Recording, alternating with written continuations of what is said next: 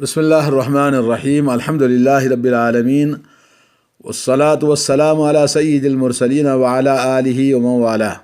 دوستو بھائیو، کسی بھی کام کے کرنے کے لیے پلان کرنا ضروری ہے، منصوبہ بندی کرنا ضروری ہے۔ اگر ہم چاہتے ہیں مکان بنانا تو ظاہر بات ہے بہت بڑا پلان کرنا پڑتا ہے، شادی کرنا ہے تو اس کے لیے پلان کرنا پڑتا ہے، تعلیم اچھی طرح سے حاصل کرنا ہے تو اس کے لیے بھی محنت اور تعلیم کے لیے پلان کرنا پڑتا ہے۔ تو کسی بھی کام کے لیے جب تک صحیح پلاننگ نہیں ہوتی وہ کام سکسیس نہیں ہوتا۔ اسی طرح زندگی کے اندر اچھے اعمال کرنا ہے، اچھی چیزیں زندگی کے اندر لانا ہے تو اس کے لیے بھی ضروری ہے کہ ہم منصوبہ بندی کریں، پلاننگ کریں، اور چاہے بچوں کی تربیت ہو، اپنے آپ کی تربیت ہو، گھر کی تربیت ہو، یا اپنے مستقبل کو بنانے کے لیے ہو۔ اسی طرح اسلام کو اگر اچھے انداز سے اپنی زندگی میں نافذ کرنا ہے تو اس بات کو آپ سمجھیں۔ موجودہ دور میں اکثر لوگوں کی شکایت رہتی ہے کہ بڑی انارکی کا زمانہ ہے، کوئی باقاعدہ نظام نہیں ہے، کاموں میں پہلے جیسی برکت نہیں ہے، اور لوگوں کے ارادوں میں پختگی اور عزیمت نہیں ہے۔ لوگ سوچتے ہیں کہ منصوبہ بندی نہ ہونے کی بنا پر ایسا ہوتا ہے۔ منصوبہ بندی کی جائے اور صحیح پلاننگ کی جائے تو انشاءاللہ کوششوں کے بہترین نتائج برآمد ہو سکتے ہیں۔ یہ سوچتے ہیں کہ منصوبہ بندی کے کورسز تیار کیے جائیں اور لوگوں کو اس کی ٹریننگ دی جائے، یہی مسئلے کا خاطر خواہ حل ہے، کیونکہ منصوبہ بندی ہوگی تو کاموں کو بہترین طور پر انجام دیا جا سکتا ہے۔ طرح طرح کے خیالات اور نو بنو نظریات، یعنی ہر قسم کے سوچ آدمی کے اندر پیدا ہوتی ہے۔ ہر شخص آزاد ہے، جو چاہے سوچے اور جو مرضی چاہے حل پیش کرے، اور مرضی کے مطابق آدمی کر سکتا ہے۔ لیکن حقیقت یہ ہے کہ منصوبہ بندی کوئی چارٹ نہیں ہے کہ جس میں اہم باتیں لکھ کر دیوار پر چسپاں کر دیا جائے یا اپنے دفتر میں لٹکا دیا جائے اور اس کے مطابق دنیا چل پڑے، کیونکہ اصل مسئلہ یہ نہیں ہے کہ لوگوں کو درست ترین باتوں کی معلومات نہیں ہے، بلکہ مسائل کے تئیں بے رغبتی، پختہ ارادے کا فقدان اور نفسیاتی بیماریوں کی کثرت ہے، جو ذہن و دماغ کو بوجھل اور انکار و خیالات کو پراگندہ کر دیتی ہیں، جس کے نتیجے میں کاموں کو بحسن خوبی انجام تک پہنچانا مشکل ہی نہیں محال ہو جاتا ہے۔ لہذا مناسب ہے کہ کچھ آپ کو نیک اعمال کی منصوبہ بندی کی جائے۔ اس سلسلے میں کچھ رہنمائی کی جا رہی ہے اور اس کی جانب توجہ دی جائے، اور اس طرح اللہ تعالیٰ کی مدد اور اس کی رحمت شامل حال رہے گی، اور یقیناً مثبت اور دور رس نتائج انشاءاللہ برآمد ہو سکتے ہیں۔ آئیے ہم پلاننگ کے تحت آپ کو رہنمائی کرتے ہیں۔ نمبر 1 ہے کہ نیکی کی حرص۔ آدمی اپنے اندر ہمیشہ نیک جذبہ رکھے اور نیکی کرنے کا اپنے اندر جوش اور جذبہ اور خواہش، اور اللہ سے دعا بھی کرنی چاہیے۔ نمبر 1، انسان کے اندر نیکی اور بھلائی کی حرص و لالچ ہو اور فرما برداری میں جلدی کرنے کا جذبہ پیدا ہو جائے تو اس سے مزید نیکیوں اور بھلائی کے کاموں میں تیزی اپنے آپ آ جاتی ہے۔ پھر یہ سلسلہ منقطع نہیں ہوتا اور آگے بڑھتا رہتا ہے۔ اس سے نفس کے اندر سستی اور کاہلی پیدا نہیں ہوتی اور نفس کی غفلت کا شکار نہیں ہوتا۔ اللہ کے نبی صلی اللہ علیہ وسلم نے فرمایا، اللہم انی اعوذ بک من الہم والحزن واعوذ بک من العجز والکسل واعوذ بک من الجبن والبخل واعوذ بک من غلبۃ الدین وقہر الرجال۔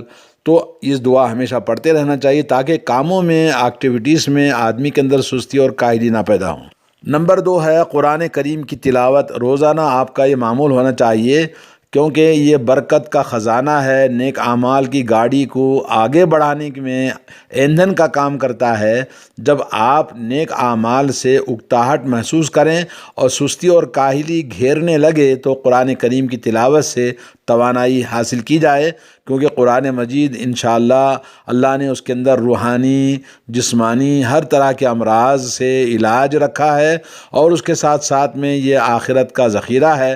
قرآن مجید انسان کو جنت میں لے جاتا ہے اور ہر طرح کی چیزوں سے اس کی حفاظت کرتا ہے۔ نمبر 3 ہے نماز کی پابندی، کیونکہ نماز اعمال میں سب سے اہم چیز ہے۔ اس سے ایمان میں اضافہ ہوتا ہے، توانائی ملتی ہے، نیک اعمال کی افزائش ہوتی ہے۔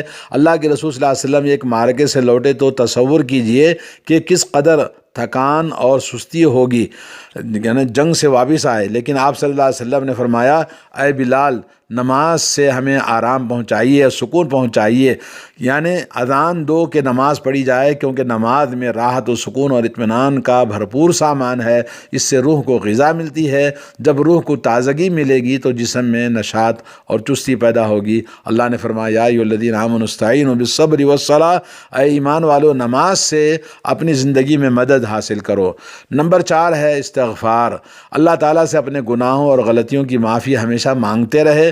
یوں سمجھیے کہ ہمارے گناہ ہمارے معاملات کو بخیر و خوبی انجام پانے میں بڑی رکاوٹ بن جاتے ہیں، اس لیے استغفار کثرت سے کرنا چاہیے تو بوجھ ہلکا ہوگا اور اللہ تعالیٰ کا تقرب حاصل ہوگا۔ استغفار بے شمار فائدے ہیں اور اس سے باران رحمت کا نزول ہوتا ہے، مال و اولاد میں افزائش ہوتی ہے، اللہ کا فرمان اور اللہ کی اطاعت کا سب سے بڑا ذریعہ یہ استغفار کی کثرت کرنے سے ہوتا ہے، اور دعا کی توفیق نصیب ہوتی ہے۔ اس سے اللہ اور بندے کے درمیان اجنبیت کا احساس دور ہو جاتا ہے، بندے کے دل میں دنیا کے معمولی ہونے کا احساس جاگتا ہے، انسانوں اور جنوں میں جو شیطانی خصلت ہوتے ہیں وہ دور رہتے ہیں، ایمان اور اطاعت کی چاشنی ملتی ہے، اللہ کی محبت کی دولت سے انسان سرفراز ہوتا ہے جو کثرت سے استغفار کرتا ہے، اور عقل و ایمان میں اضافہ ہوتا ہے، روزی روٹی کے مسائل حل ہوتے ہیں،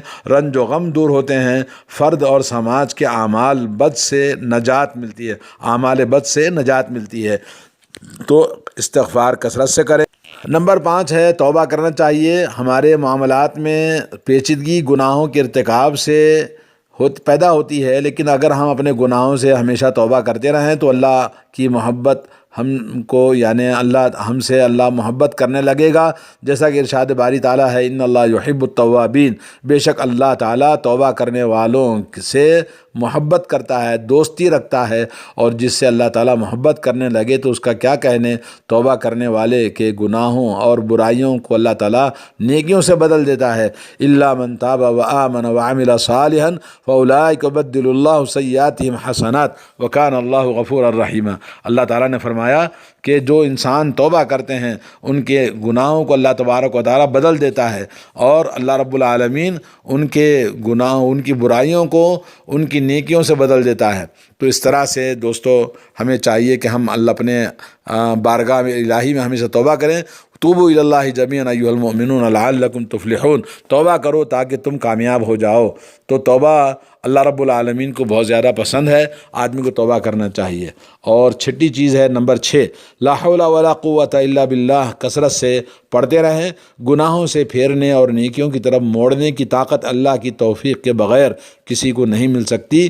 کا ورد ہمیشہ کرتے رہنا چاہیے، اس سے مشکلات دور ہوتی ہیں، آپ کی طاقت کو اللہ کی طاقت سے مدد ملے گی، اللہ کی طاقت و مدد شامل حال رہے گی، اور کمزوری توانائی آپ کی دور ہو جائے گی۔ اور انسان تو کمزور ہے، خلق الانسان ضعیفا، لیکن انسان کی کمزوری اللہ رب العالمین کے اس کلمہ توحید سے لا حول ولا قوت الا باللہ جنت کے خزانوں میں سے ایک خزانہ ہے۔ اللہ کے نبی صلی اللہ علیہ وسلم جب روز اسراء اور معراج میں جب گئے 7ویں آسمان میں، تو حضرت ابراہیم علیہ السلام نے کہا کہ جنت کے باغوں میں سے ایک باغ ہے، ایک خزانہ ہے لا حول ولا قوت الا باللہ۔ آپ اللہ تعالیٰ کی طاقت و قوت اور اپنی کمزوری کا اعتراف کریں گے تو اللہ تعالیٰ، اللہ عز و جل آپ کی مدد فرمائے گا۔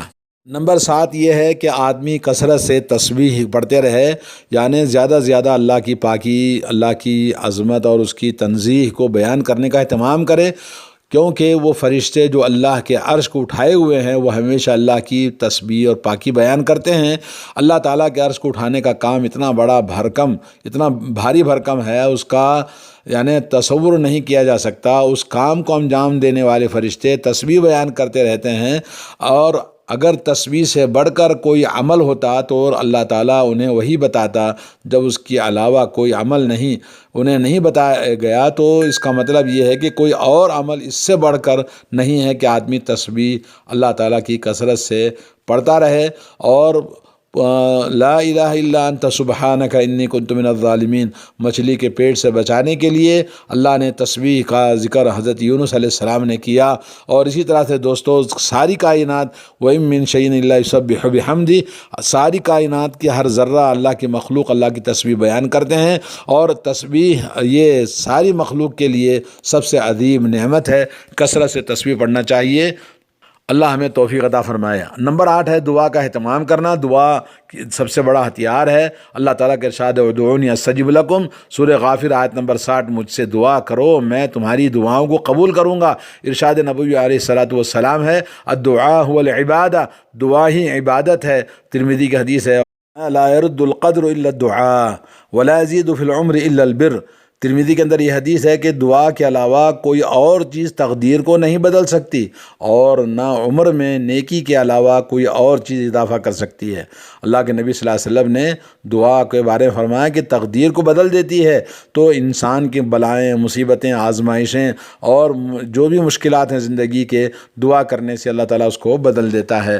اور نمبر 9 ہے صلہ رحمی کرنا، یعنی رشتے ناتوں کو نبھانے کی شریعت میں بڑی فضیلت آئی ہے۔ اللہ کے نبی صلی اللہ علیہ وسلم کا ارشاد ہے من احب ان یبسط له فی رزقه وینسع له فی اثره فلیصل رحمہ۔ صحیح بخاری کی حدیث ہے جسے پسند ہو کہ اس بات سے کہ اس کی روزی میں کشادگی پیدا ہو جائے اور اس کی عمر میں زیادتی ہو، عمر اضافہ ہو، تو وہ صلہ رحمی کرے۔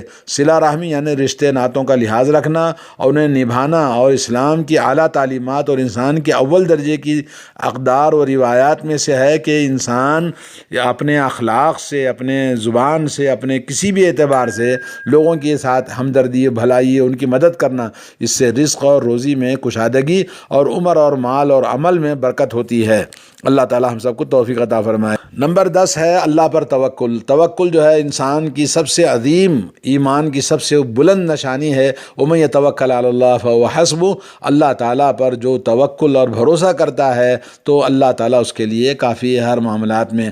اللہ پر بھروسہ مومن کی طاقت ہوتی ہے، اس کے ہوتے ہوئے بڑے سے بڑی مشکل و مشکلات سے بھی انسان خوف زدہ نہیں ہوتا، نہ گھبراتا ہے، بلکہ ان پر قابو پانے میں اس سے مدد ملتی ہے۔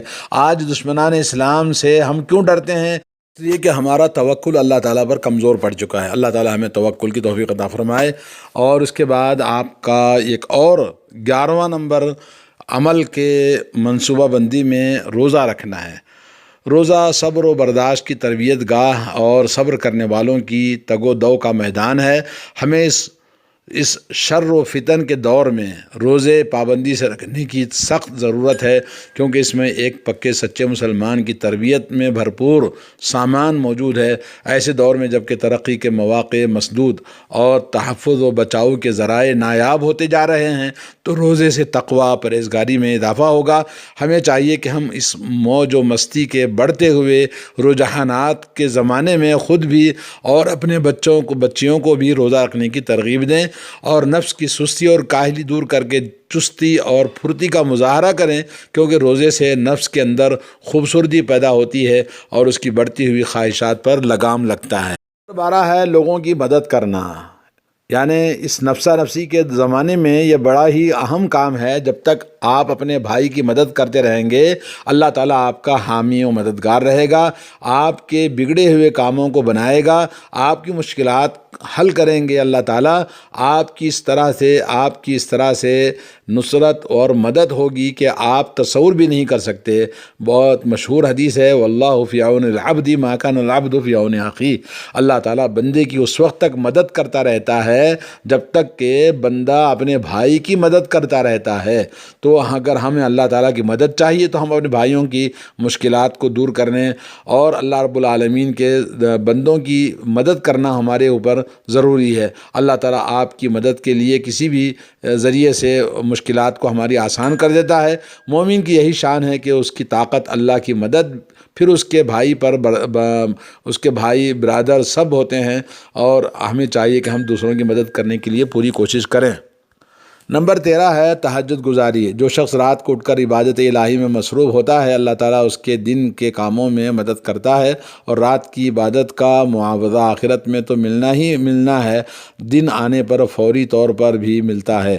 ایسے شخص جو عبادت الہی کے غرض سے شب بیداری کرتا ہے اور وہ دن میں کبھی خائب اور خاسر نہیں، کوئی نقصان کبھی نہیں اٹھاتا۔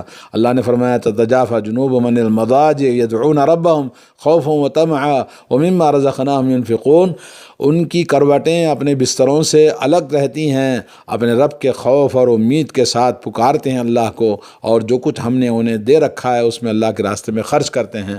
تو تہجد گزاری کی توفیق اللہ تعالی ہمیں عطا فرمائے۔ نمبر 14 ہے صدقہ اور خیرات کا اہتمام کرنا۔ جسمانی اور روحانی ہر قسم کی بیماریوں کی دوا صدقہ اور خیرات ہے۔ ارشاد نبوی ہے صلی اللہ علیہ وسلم، داؤ مرضاکم بالصدقہ، طبرانی کی روایت ہے، اپنے بیماروں کا علاج صدقے سے کیا کرو۔ ایک موقع پر آپ نے فرمایا صدقہ تطفئ الخطیہ، صدقہ گناہوں کی آگ کو بجھا دیتا ہے۔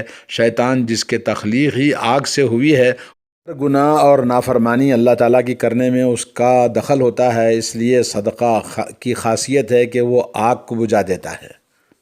آخری نقطہ ہے نمبر 15 کہ آدمی زیادہ سے زیادہ نیک اعمال کا منصوبہ کرتا رہے اور کوشش کرتا رہے۔ نبی کریم صلی اللہ علیہ وسلم کا ارشاد ہے، صحیح مسلم کی حدیث ہے، کافر جب کوئی نیکی کا کام کرتا ہے تو اس کو دنیا ہی میں اس کا فائدہ اللہ تعالیٰ عطا فرماتا ہے، اور مومن کی نیکیوں کو اللہ تعالیٰ آخرت کے لیے اٹھا کے چھوڑ دیتا ہے اور آخرت کے لیے ذخیرہ بناتا ہے، اور دنیا میں بھی اس کو روزی دی جاتی ہے اپنی نیکیوں کی وجہ سے۔ اپنی اطاعت کے بعد میں یعنی اسے روزی بھی ملتی ہے اور اطاعت کا آخرت میں ثواب بھی ملتا ہے، اور اللہ عز و جل ان لوگوں سے محبت کرتا ہے جو ہمیشہ نیکی کا کام کرتے ہیں۔ ان ولی اللہ الذی نزل الکتاب ویتولی الصالحین، یقیناً میرا رب مددگار اللہ تعالیٰ ہے جس نے یہ کتاب نازل فرمائی اور وہ نیک بندوں کی مدد کرتا ہے۔